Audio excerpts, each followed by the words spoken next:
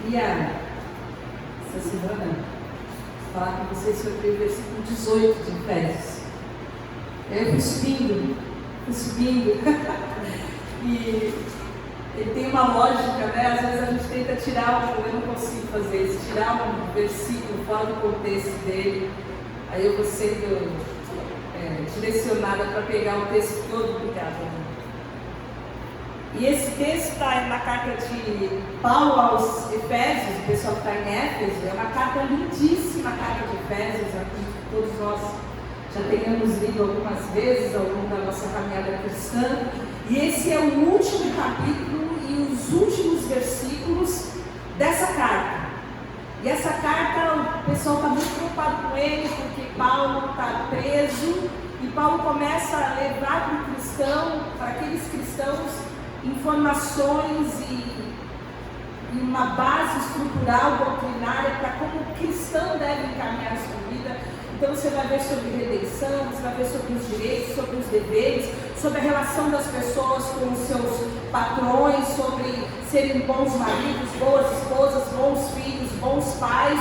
E depois de toda essa gama de coisas trazidas da parte de Deus para aquela igreja, Paulo então chega nesse capítulo e ele fala o seguinte: olha, além de todas essas coisas, vocês precisam se revestir, vocês precisam se fortalecer, porque nós estamos em guerra. Nada dos últimos capítulos vai ser possível que aconteça na vida de vocês se vocês não tiverem a percepção que existe um opositor que está o tempo todo em torno de vocês, para que vocês não cumpram o propósito para o qual vocês foram chamados. Vocês precisam saber que vocês estão em guerra. E é esse alarde, é esse alarme, é esse aviso que Paulo então traz para aquele povo que está ali em Éfeso e para nós também.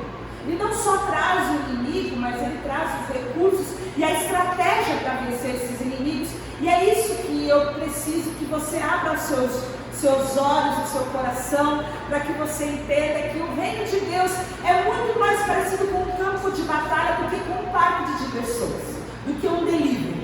É muito mais parecido com algo em que você deve estar alerta, você deve estar fortalecido, você deve estar pronto, do que um lugar para você descansar, você curtir e você aproveitar. E essa é a mensagem de Deus, que nós temos na nossa vida alguns opositores.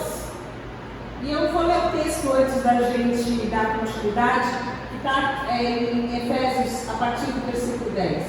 No demais, irmãos meus, fortalecei-vos no Senhor e na força do seu poder. Revesti-vos de toda a armadura de Deus, para que possais estar firmes contra as astutas ciladas do diabo. Porque não temos que lutar contra a carne e sangue, mas sim contra os principados, contra as potestades, contra os príncipes das trevas deste século, contra as hostes espirituais da maldade nos lugares celestiais. Portanto, tomai toda a armadura de Deus, para que possais resistir no dia mal, e havendo feito tudo isso, ficar firmes. Estai, pois, firmes, tendo cingido os vossos lombos com a verdade, e vestida a couraça da justiça, e calçar os pés da preparação do Evangelho da paz, tomando sobretudo o escudo da fé, com o qual podereis apagar todos os dardos e trabalhos do maligno. Tomai também o capacete da salvação e a espada do Espírito, que é a palavra de Deus, orando em todo o tempo, com toda a oração e súplica no Espírito, e vigiando nisso com toda a perseverança e súplica por todos os santos. Esse é o texto que nós vamos ler hoje. Então, como eu estava dizendo, nós temos 3 inimigos. Nós já falamos sobre isso muitas vezes, não vamos só passar por isso.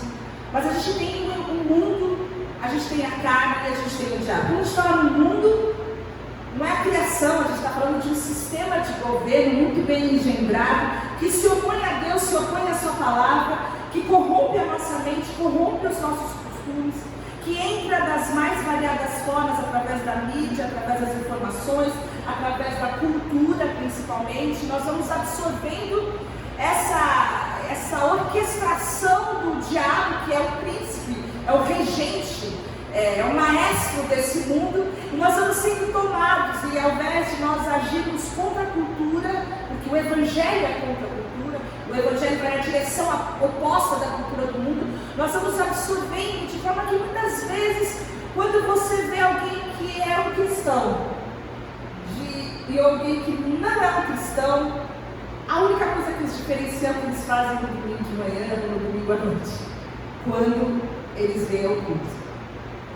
Há uma absorção tão poderosa da cultura do mundo que muitos cristãos já não têm mais uma postura como discípulos de Jesus, como nós estávamos falando nas últimas semanas, e é um grande inimigo. Você pode ler 1 João 2, aliás, 1 João inteiro, você vai entender que grande, que poderoso é esse inimigo. Nós temos a carne, na carne a gente fala sempre. Você vai ler Romanos 6, você vai entender que o lugar da carne é a morte, porque a carne, não tem como resolver, a carne não se conserta. O lugar da carne é a cruz de Cristo. A carne, ela nasceu para morrer. A gente nasce com essa natureza, da velha natureza do Adão, essa herança que a gente recebe no nosso DNA, que faz com que a gente queira ser como Deus é. Que a gente queira mudar a gente mesmo. Que faz com que a gente não queira obedecer e se submeter ao governo de Deus. A carne faz com que a gente queira ser servido, que a gente queira ser amado, que a gente seja o centro de todo o universo, faz a gente egoísta, violento. Você pode ler um pouco mais sobre isso lá em Gálatas 5, e a gente está sempre nessa luta com a carne. Mas eu queria falar um pouco, nesse momento apenas, muito rapidamente, sobre o diabo. Porque tanto a carne é provocada, as nossas inclinações são o buraco, são a brecha pelo qual o diabo vem nos cutucar, nos tentar, quanto o mundo também tem um governo que é o diabo. E nós precisamos entender que nós temos essa dificuldade muitas vezes de servir a Jesus, de amar a Jesus, de sermos prudentes, de sermos disciplinados, de termos uma vida, uma conduta correta no mundo, testemunhando a respeito das coisas de Deus. Nós somos pegos em situações que não gostaríamos, porque nós temos um grande adversário. Um grande adversário. Esse texto fala sobre isso. Nós não podemos em nenhum momento subestimar a força desse adversário, embora também não precisamos jamais temer esse adversário, mas é um adversário pelo qual nós precisamos abrir os nossos olhos. E essa é a primeira informação, então, que nós vamos ver. Nós vamos ver 3 situações nesse texto. Qual é o nosso inimigo, qual é o equipamento que a gente tem para vencer, e qual a estratégia que Deus nos dá para nós vivermos em vitória sobre esse inimigo. Então, sobre esse inimigo, nós precisamos entender, em primeiro lugar, que ele já está vencido. Entendem isso? O diabo já está vencido. Você pode acordar lá, você fala, o diabo já está vencido. Uma coisa maravilhosa. Tem um opositor que está se levantando contra mim, que vai ficar no meu encalço o dia inteiro, mas ele já está vencido. E eu gosto muito de uma expressão, que é que nós hoje vivemos entre o dia D e o dia B. Podia ter um professor de história para explicar para a gente melhor isso aqui, porque tem um negócio que eu sou ruim, é isso aí. Mas eu vou tentar fazer uma cola aqui. Mas na Segunda Guerra, quando eles venceram a guerra, esses países que eram os países aliados, que eu não vou saber quem era, mas era a Rússia, Estados Unidos, esse pessoal. Do outro lado, tinha o pessoal que era Japão, Alemanha. Eles foram vencidos no dia que os aliados chegam. Esse dia, ela anotei aqui, em algum lugar, 6 de junho de 1944, é conhecido como dia D. Foi um momento decisivo. Quando eles embarcaram, e nesse dia, todo mundo sabia que a guerra estava vencida, é chamado dia D. Mas entre o dia D e o dia em que a Alemanha e o Japão de fato se renderam, que é o dia D, foi um ano até que eles se rendessem. E a história conta que foi um ano de maior massacre, destruição de todos os outros anos da guerra. Porque eles estavam lutando com todas as armas. Sabe a baratinha que você já passou um monte de baigão nela e ela se resiste a morrer? Era esse período aí. E nós vivemos nesse momento. Nós vivemos entre a vitória completa no dia em que o diabo e os seus ascetas e os demônios e a sua rede de apoio será jogada no lago de fogo, e o dia em que Jesus, o grande leão, pisou na cabeça da serpente, porque Jesus na cruz do Calvário venceu o diabo. Ele derrotou o nosso opositor, ele pegou todos os espíritos de dívida que havia contra nós, e lá na cruz do Calvário o diabo já está derrotado. Ele não tem nenhum tipo de recurso contra nós, mas ele está lutando com todos os recursos que ele tem para nos destruir.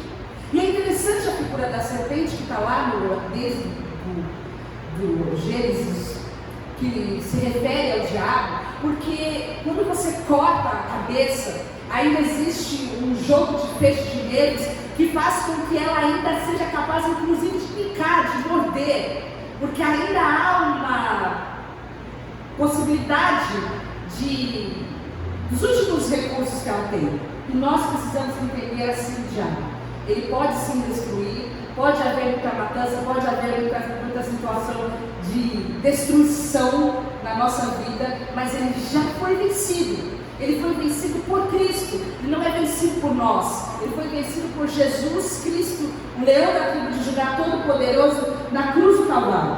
Mas aqui nesse texto, Paulo está dizendo que existe uma guerra entre nós. E essa guerra não é uma guerra contra pessoas, não é uma guerra contra o seu chefe que está te azucrinando, te perseguindo. Não é uma guerra contra aquelas pessoas que seu trabalho fizeram um conluio para te destruir. Não é uma guerra contra os seus vizinhos, o síndico do seu prédio. Essa guerra que a gente vive não é uma guerra contra carne e sangue, contra carne e osso, a gente diria hoje. Naquela época falava carne e sangue.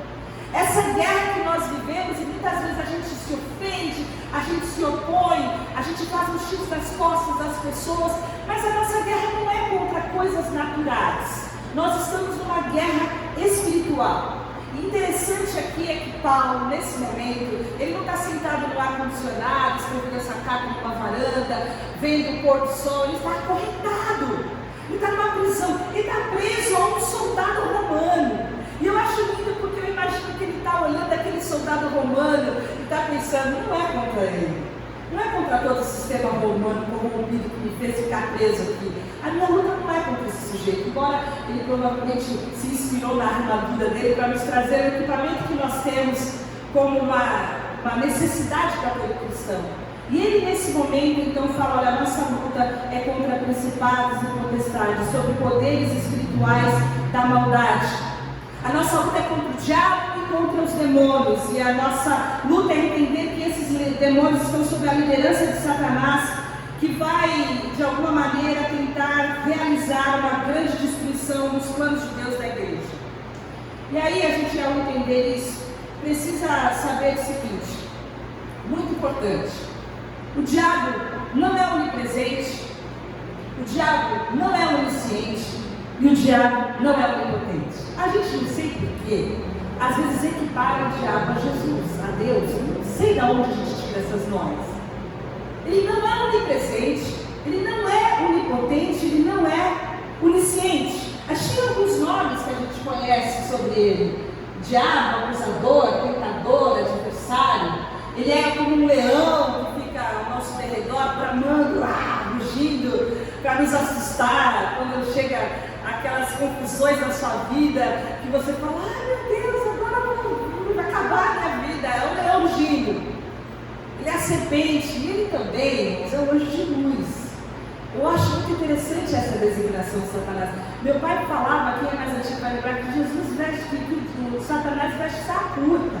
Vocês vão se lembrar dele falando isso. Não acho que vai vir uma montanha para te tentar. Vai vir uma coisa boa de luz, né? Então há sempre aquela situação de que você acha que está tudo bem, que aqui não tem problema nenhum, esse é um lugar seguro, não tem nada a ver. Diabo adora quando o cristão fala, isso aí não tem nada a ver, isso aí não tem nada demais, isso aí todo mundo faz, então está dando certo, está dando tudo certo aqui. Ele se apresenta como um anjo de luz, mas ele não é onisciente, ele não é onipotente, não é onipotente. Como é que então ele acha? Como que eu posso falar? É o diabo o tempo todo, né? Como se eu tivesse largado o mundo inteiro e tivesse colocado hoje do meu lado. Então como que ele age? Existe uma rede, que são os demônios, né? E eu até coloquei essa imagem, porque é uma rede realmente de informações e de observação. Sempre que eu converso com alguém, eu estou aconselhando alguém, eu me lembro disso, porque o diabo está aqui antes da gente chegar. Ele sabe todas as nossas inclinações, porque ele ouve o que nós falamos, os demônios ouvem o que nós falamos, os demônios ouvem aquilo que murmuramos, os demônios ouvem aquilo que tememos, eles sentem os nossos tremores, a adrenalina do nosso corpo, ele vê o nosso olhar. Então as tentações, elas são perceptíveis porque eles estão nos observando. E há uma rede de informações para que nós caiamos sempre em duas situações pelo menos. A gente pode um dia falar só sobre isso, eu quero só passar. Mas esse texto fala de duas situações, de ciladas do diabo e de setas inflamadas. Nós lemos isso. Ciladas são armadilhas colocadas no teu caminho, que se você observar bem, você não cai nelas. A gente teve várias assistidas aqui, né? Paulo falou, isso aí é o diabo, mas é mesmo. Uma situação atrás da outra, assim, que você fala, meu, o que está acontecendo? Calma. São coisas no seu caminhar que se você estiver ligado, você não vai cair. Mas a seta vem de longe. A seta vem inflamada, a seta pega a gente de surpresa. Então nós precisamos estar sempre vigiando, e por isso que a gente tem o escudo da fé, a gente chega lá. Mas são várias situações em que você pode sim se safar se você estiver vigiando, porque as astutas ciladas do diabo vêm para impedir. O que uma armadilha faz? Te prende. Te prende. Você quer ir, mas você não pode. Te mata? Não te mata. Não te mata. Você só não está em lugar nenhum. Quantas armadilhas tem na nossa vida? Quantas situações que a gente não progrediu espiritualmente, que a gente ficou preso, pecado ali, cheio de saco da gente, a gente não avança, porque está preso. E a gente precisa ter essa percepção desse confronto direto. A gente não é espectador do jogo, a gente está no campo, a batalha espiritual é real e ela está em andamento. Nós, todo cristão, precisa entender isso. A batalha espiritual não está acontecendo na vida do irmão, a batalha espiritual está acontecendo na sua vida, a batalha espiritual está acontecendo na sua casa, a batalha espiritual está acontecendo hoje, agora, na sua mente. Nós estamos no meio do jogo, nós estamos entre o dia D e o dia B, nós estamos com esses demônios acampados ao nosso redor, tentando nos destruir, e nós precisamos entender que por isso que Paulo fala, vocês precisam ficar firmes. Ficar firme. Vocês precisam se fortalecer no Senhor. Vocês precisam tomar posse da armadura. É interessante essa palavra, porque a nossa igreja não é uma igreja que usa essas expressões de tomar posse, de se apoderar, mas é exatamente o que Paulo está falando aqui. Não tem outro texto, não tem outra palavra. Ele fala, tomem posse, se apoderem da armadura de Deus. Ou seja, você recebeu um presente, você recebeu uma encomenda. Quem já comprou na Shein sabe que alegria que é chegar aqui no saquinho branco. Chegou, já era meu, eu já paguei. Passei o dia todo acompanhando, a semana toda acompanhando, chegou em Curitiba, chegou em São Paulo, chegou em Santos. Mas quando está na minha mão e que eu abro o saquinho agora, eu me apoderei daquilo.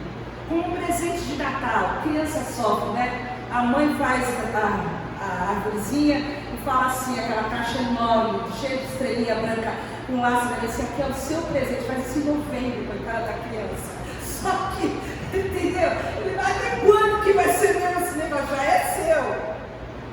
E agora Paulo fala, vocês precisam pegar isso que já é de vocês. A armadura de Deus já é de vocês. Tomem posse, se apropriem, porque vocês precisam estar firmes. Existem duas formas da gente ver essa armadura de Deus. Algumas pessoas olham como se fossem qualidades éticas que a gente precisa desenvolver no dia a dia. Talvez a gente já até tenha pregado dessa maneira aqui na comunidade. Se você então falar a verdade, o diabo não vai ter acesso, vai cingir a sua vida com a verdade, e aí o pai da mentira não vai te pegar numa mentira, e você não vai viver envergonhado, e assim sucessivamente. Mas hoje eu entendo, olhando esse texto, que essa armadura é de Deus, e a palavra fala ser fortalecidos no Senhor. Então, quando nós falamos da armadura de Deus, nós vamos falar de tudo que Deus já nos concedeu na cruz. Tomar posse daquilo que já é nosso, nos apropriar de todos os recursos que nós temos em Cristo, para nós sermos vitoriosos contra as trevas. E nós só temos esses recursos em Jesus. E às vezes é muito difícil a gente achar que a gente vai conseguir vencer o diabo da nossa força, porque é mesmo difícil. Nós só temos recursos para a vitória em Cristo Jesus. Então, quando nós pensamos na armadura espiritual, na necessidade que nós temos de agir, é principalmente na resistência. Na resistência. Você vai ver que nesse equipamento, todo ele é de defesa. A gente só tem uma arma de ataque. E o diabo então se levanta contra nós, e hoje a maior área de atuação dele é a nossa mente. Você vê que já não tem mais pessoas endemoniadas como tinham antes, com possessão no corpo, mas as mentes nunca foram tão distantes de Deus como são hoje. Nunca se levantou tanta falsa mensagem do Evangelho. Nunca se barateou tanto a mensagem, nunca teve tanto falso profeta. Você vai ver que a Bíblia fala muito mais em falso profeta do que demônio.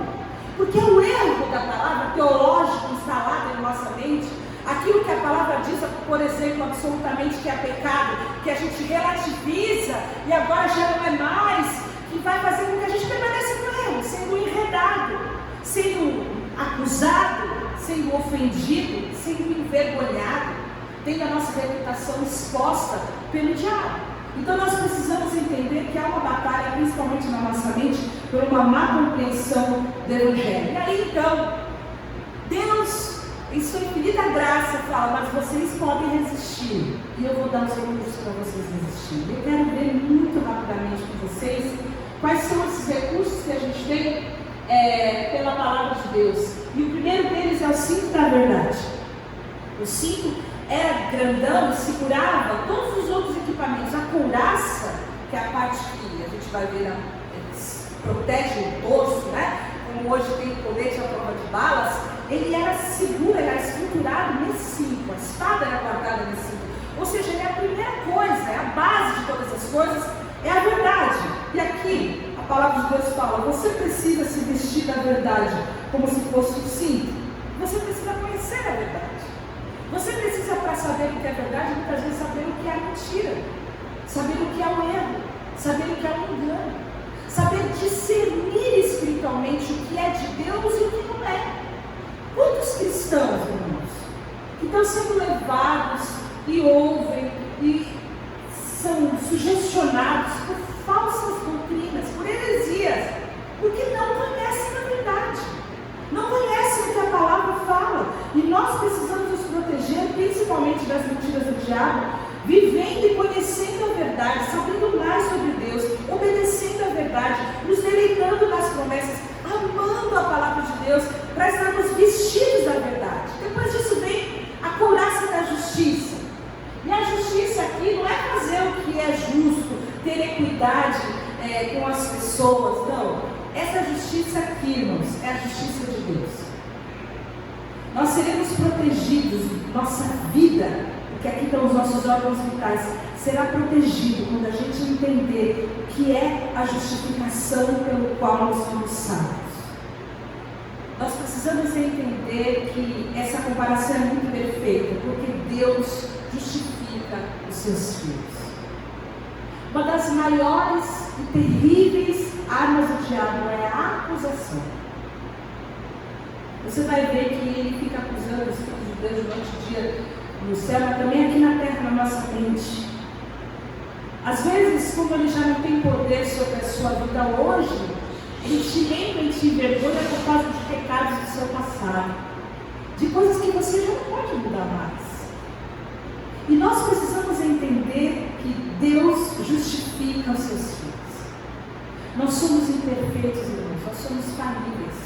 Nós buscamos a santidade, nós pecamos, nós nos voltamos contra Deus, mas nós precisamos entender toda vez que a gente se sente culpado, toda vez que o diabo vem nos acusar, vem nos envergonhar, que Deus nos justifica. Essa couraça nos garante a vida eterna, porque nós não seremos atingidos e não seremos derrubados.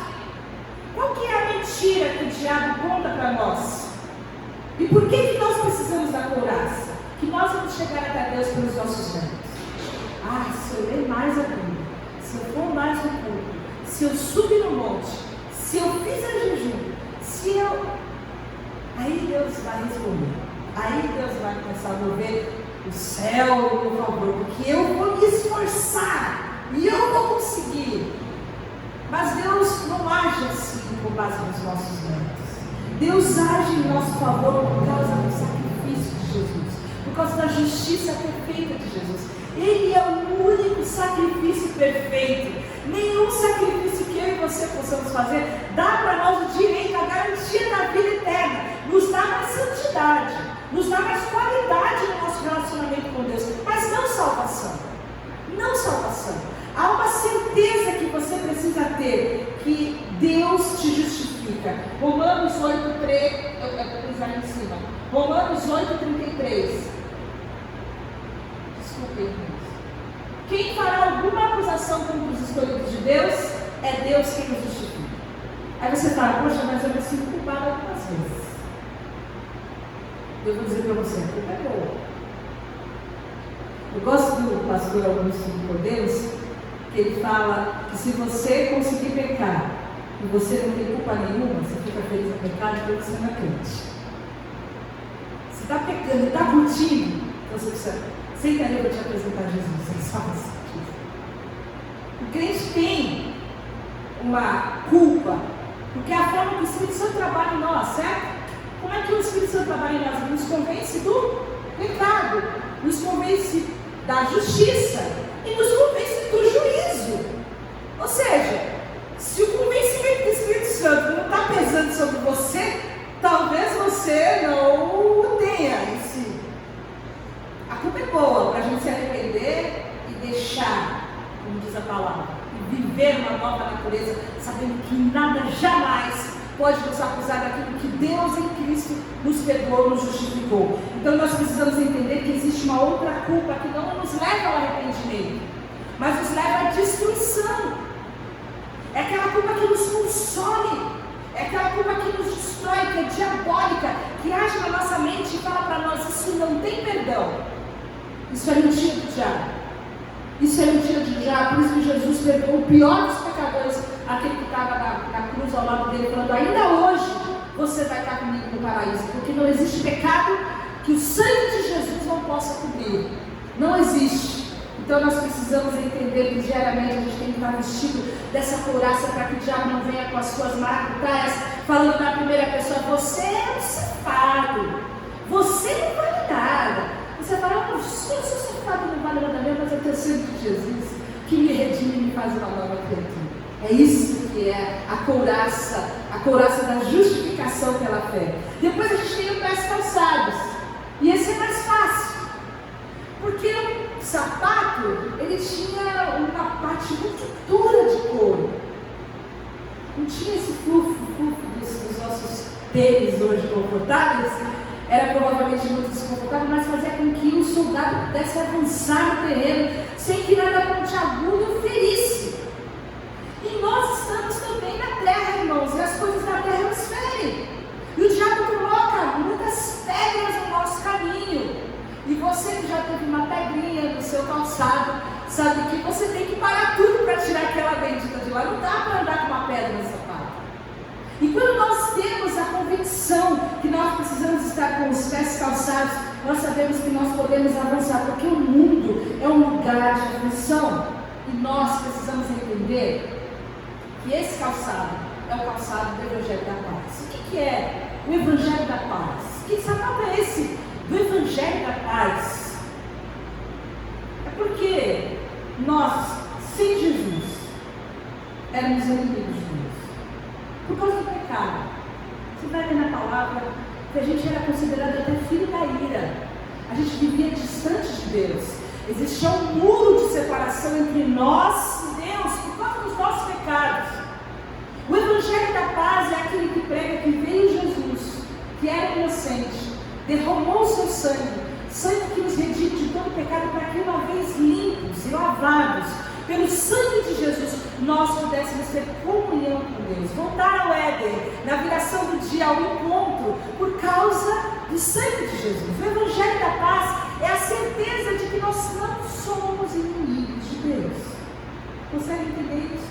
Porque pensa que você está no caminho lutando contra o inimigo.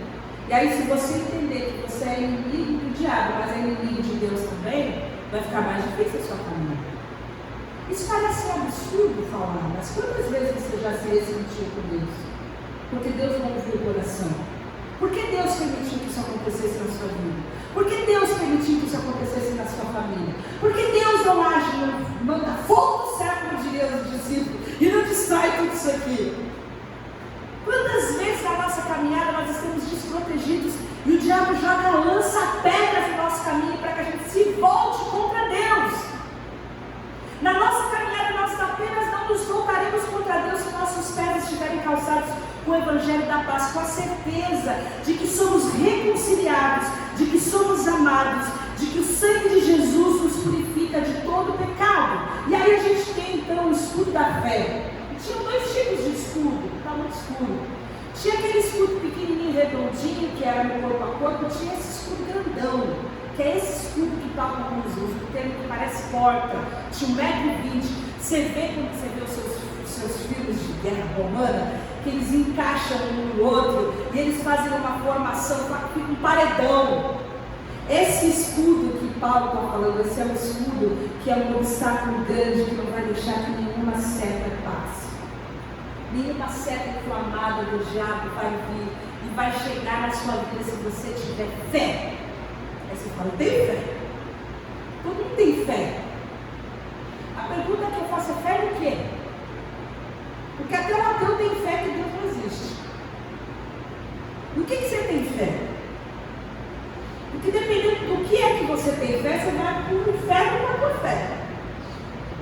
O lance aqui é a fé que nós temos em Jesus.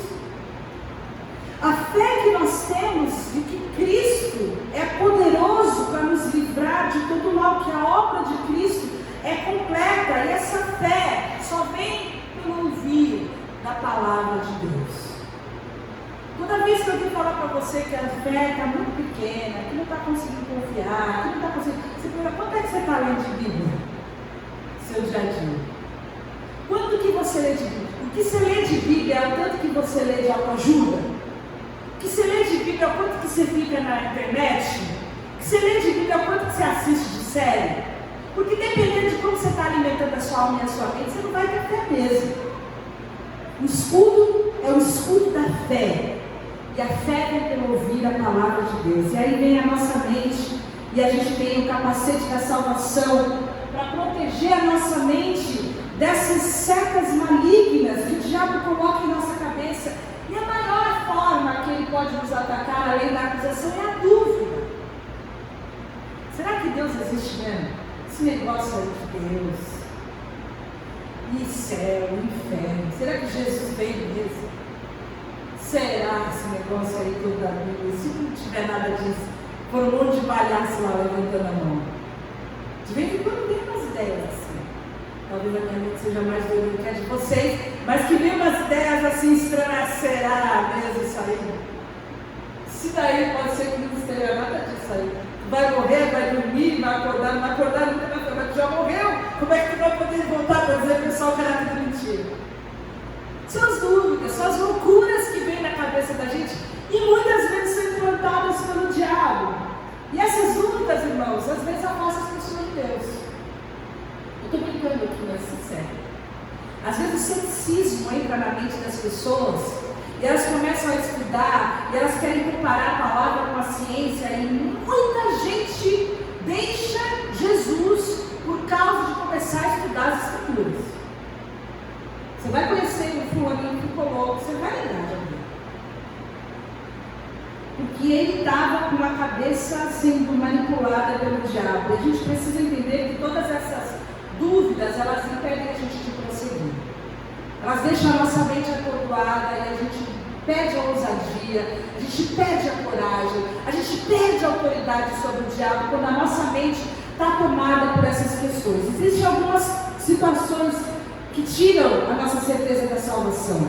Uma consciência pesada pelo pecado, a doutrina errada, como nós falamos, quando a gente acha que a gente é salvo pelos nossos méritos e a gente não consegue nem chegar na página 2. E muitas vezes a acusação do diabo mesmo, as mentiras e sugestões diabólicas na nossa mente. É apenas a nossa unidade na fé com o Senhor, a nossa intimidade com Deus, que vai fazer com que a gente sucumba. E aí depois a gente tem a nossa cabeça protegida pela capacete da salvação, no escudo da fé, a couraça da justiça, o cinto da verdade, os pés calçados pelo evangelho da paz, da reconciliação. Deus nos dá uma arma para a gente sair tacando na cabeça do diabo, que é a espada do Espírito. A palavra fala é a espada que é do Espírito, que é a palavra de Deus. A gente não vai usar. Quem vai usar a espada é o Espírito Santo.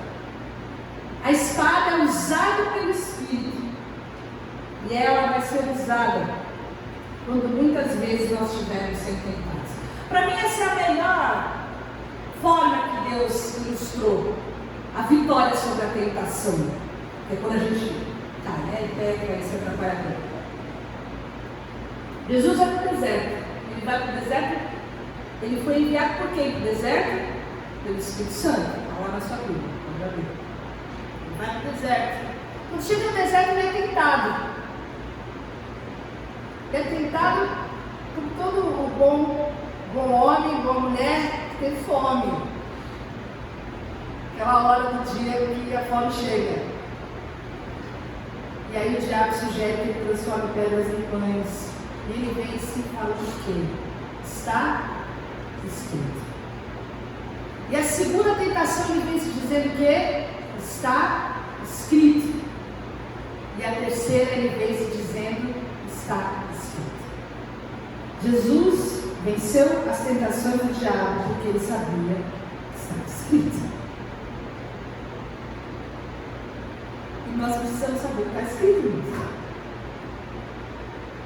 Nós precisamos saber o que Deus pensa nas coisas que a gente faz, das coisas que a gente fala, da forma que a gente vive. Nós precisamos saber essas coisas. Precisamos para poder vencer o diabo. Se alguém te dá uma fechada no trânsito, você está indo para a igreja louvando, você pode xingar por acabar. Pode fazer isso? Não, porque o que está escrito? Se você estiver tendo uma tentação, ver o diabo de sarcuta, de carro automático, o diabo do crossfit vem para te dar uma raiva, tudo paramentado. Você pode cair na hora, meu casamento já acabou faz tempo. Só de fachada, eu estou orando, Deus ainda não está recebendo, acho que Deus está dando uma outra direção. Pode fazer? Pode fazer isso? O que está escrito? Você consegue entender o que está escrito? Se o teu chefe te traz, olha, isso aqui está. Nossa, você vai ter que mudar isso daqui. A gente não vai poder dizer essa forma, você vai ter que alterar. Eu sei que não foi desse jeito, mas a gente vai ter que alterar esses dados, porque esses dados aqui, se a gente lançar desse jeito, vai trazer complicação para. Muda tudo isso aqui, falsifica isso aqui, porque senão não vai dar. Você pode fazer isso? Por quê? O que está escrito? Você consegue ter um versículo para cada uma dessas situações? Vem na sua mente? Bem fácil.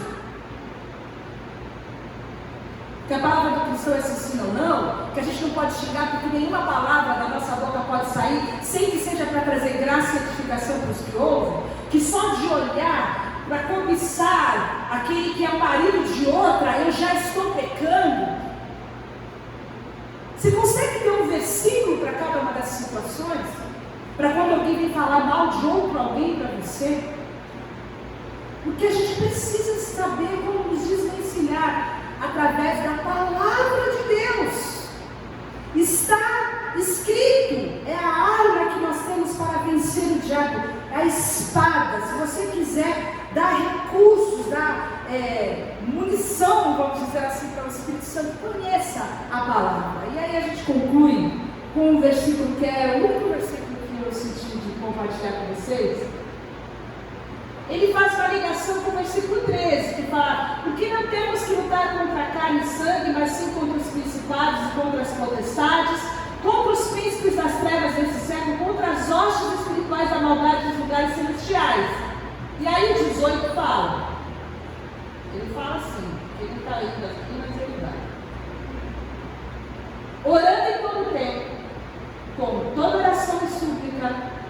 no Espírito, vigiando nisso com toda a perseverança e súplica por todos os santos. Esse texto traz alguns todos que a gente precisa entender. Nós vamos vencer o diabo se a gente tiver uma grande estratégia, que é a oração. Não é a oração que você promete que vai fazer e você não faz. Você falou, esse ano eu vou acordar meia hora mais cedo, eu vou dormir meia hora mais tarde. Não é a oração do almoço também, irmãos, nem a oração antes de dormir. Não é. É toda a oração. É porque existem vários tipos de oração. E nós precisamos utilizar, existe oração de petição, existe oração de intercessão, existe oração de adoração, existe oração de ação de graça. Procura começar a dar graça no momento em que você está sendo sugestionada pelo diabo a murmurar e reclamar. Tudo quebrado nessa casa, mas não tem dinheiro para nada, mais um ano sem férias. Começa a lembrar o diz que adorar. Começa a agradecer a Deus também por todos os seus benefícios. Agradecer pela vida, agradecer pela saúde, agradecer pelos filhos, agradecer pela paz, agradecer pela salvação, agradecer pela eternidade. Você não vê se o diabo vai sair correndo dali ou não vai? Nós precisamos orar com toda a oração e súplica, em todo o tempo. E sabe qual é a maior desculpa que a gente tem para orar? Que a gente não tem tempo. Alguém dá essa desculpa ainda? Não. Se você realmente acha que não tem tempo, eu sugiro que você entre no seu celular e veja quantas horas por dia você passa no seu celular. Aí depois você fala, eu trabalho no celular. Aí você vai dar um estudo que fala que 20% do tempo que a gente fica no celular é que é útil e eficaz e plenamente dinâmico para o nosso trabalho. É claro que tem as exceções. Mas você vai ver se você tem tempo ou você não tem. Mas o texto fala em todo o tempo. É você orar enquanto você está indo buscar as crianças na escola, enquanto você está lavando louça. É você orar enquanto você está se direcionando para uma reunião com alguém. É você orar e você vai interceder por alguém que acabou de contar uma notícia ruim para você. Você vai orar imediatamente por essa pessoa, você vai colocar essa pessoa diante de Deus. Você vai ver que você vai ficar o dia inteiro ligado. Sabe o que é esse tipo de oração? É o Wi-Fi.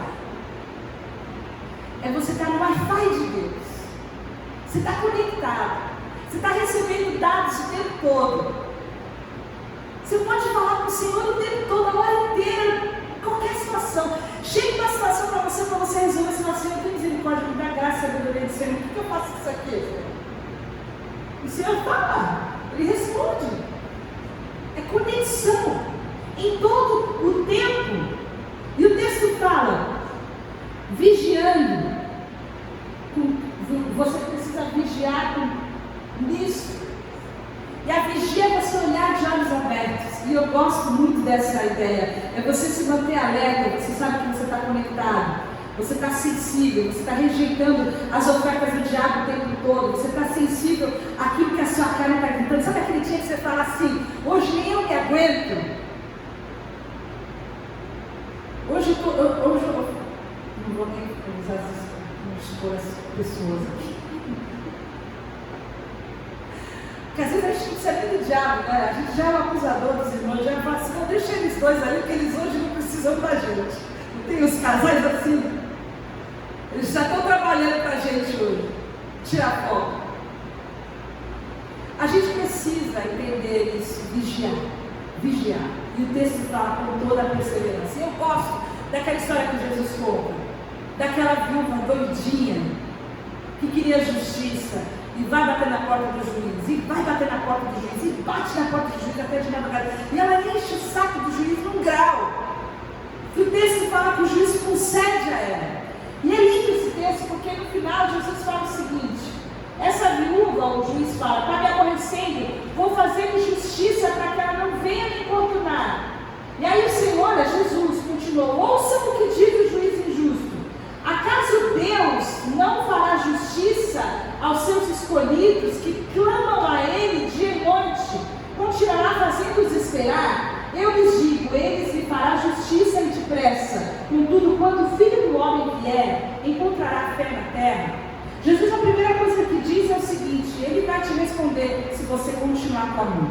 Às vezes a nossa vitória está a uma perseverança de oração, a distância de perseverança de oração. Muitas coisas nós começamos a orar e esmorecemos. Muitas coisas colocamos diante de Deus, deixamos projetos diante de Deus, coisas que nós sabemos que o Espírito Santo brotou no nosso coração e a gente abandonou o projeto de clamar a Deus por uma direção por aquilo. Precisamos perseverar. E aí, Deus fala o seguinte: será que quando o Filho do Homem vier, ainda vai ter gente que ora? Eu acho que esse tempo está vendo. Quanta gente ora ainda hoje? Você se lembra das reuniões de oração? Círculo de oração. Quem é que lembra que era círculo de oração? As irmãzinhas, essas mesmas que hoje falam que não tem tempo para nada, que a vida delas é uma loucura. Essas mesmas mulheres que tinham os mesmos afazeres, na casa delas não tinha ar-condicionado, não tinha máquina de lavar roupa, elas não tinham airfryer, elas não tinham micro-ondas.